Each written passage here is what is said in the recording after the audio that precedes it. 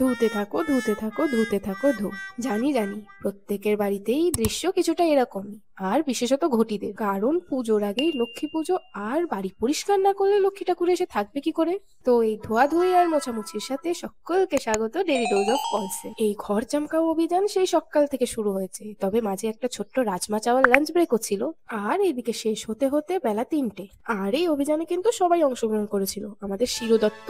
মানে শারীরিক ভাবে ঠিক নয়, মানসিক ভাবে।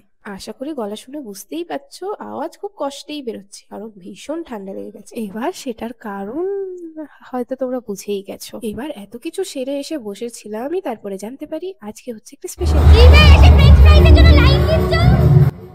কি স্পেশাল রে বলছি, কিন্তু তার আগে একটুখানি এদের দেখে না।